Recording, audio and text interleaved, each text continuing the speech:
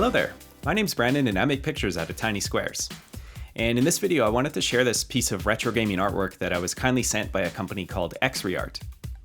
They've got a whole line of disassembled and framed tech pieces, like game consoles and controllers and smartphones that are kind of torn apart and laid out in a shadow box. And they sent along a Game Boy Color for me to look at. This one arrives as a ready-to-mount kit, which includes some fresh replicate shell pieces and a CPU board from a decommissioned unit. And that one was actually already prepared for mounting with a couple of foam blocks glued to the back of it. There's a bag of accessories which includes things like the speaker, the buttons, and the D-pad, and fresh stickers to label the shell pieces. And then there's also some glue and various sizes of foam blocks to assist in mounting everything in the shadow box.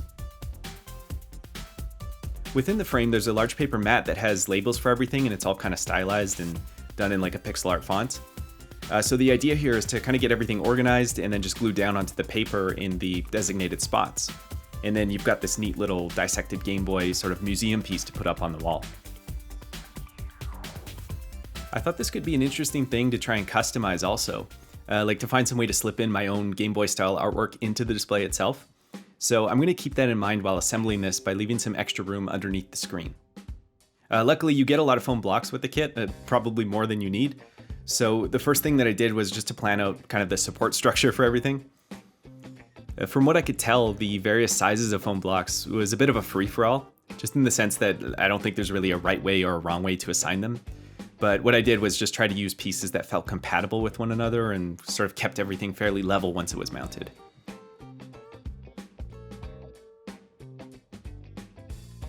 For some of the smaller pieces, like the buttons and the rubberized mats that go under the buttons, I've just mounted those directly to the board as they're already quite flat surfaces. A couple pieces that were tricky though were the D-pad and the on-off switch, because those ones had these little bumps or sort of tabs like protruding from underneath. So what I did was I cut and glued some small foam bits to the bottom of those just to raise them up a little bit, and then glued those onto the backing just like that. I don't really mind having things like pop up a little bit more like that, because it just at least gives some sense of like added dimensionality across the display. Now for the customization, I've organized a sheet containing a few of my own artworks. These are from my Cowboy Bebop and Return of the Jedi videos, which were meant to be done in a Game Boy Color style. And I've scaled them to size, about sort of 2 inches in width, and I had these printed out at a local print shop. And these are printed on a 100-pound cardstock, so it's quite sturdy. It's actually kind of similar to that of the labeled mat that goes inside the shadow box. So I cut these down to size, and I left kind of a little bit extra just on the top and bottom to help in the handling of them. And then to keep them in place on the actual backing, I've fashioned this sort of like tiny shelf out of small strips of foam that are glued together. So that'll kind of be the bottom thing that they rest on.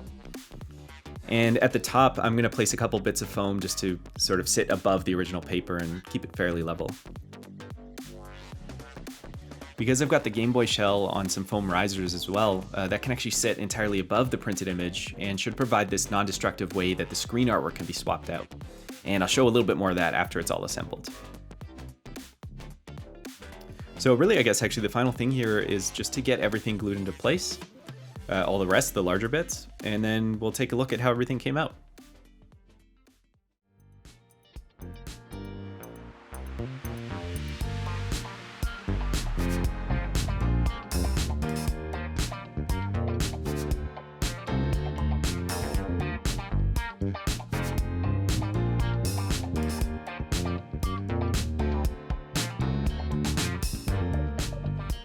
Alright, so this turned out to be a quick and fun little project, and I think it's a pretty sharp looking display piece that'll fit in nicely with some other little bits of gaming memorabilia that I've got on display as well. For my custom patented image swapper system, I found I could actually just use a pair of tweezers to sort of slip the papers in and out of there. So it feels kind of like swapping game cartridges in a way, although I've never used tweezers for that. But in general, it's pretty useful to have added this other sort of functionality to display my own artwork if I like. So once again, I'd like to thank Xreart for sending this along for me to have a look at. I'll leave a link in the video description if you'd like to find out more about them. And thank you for watching, and take care and keep it square.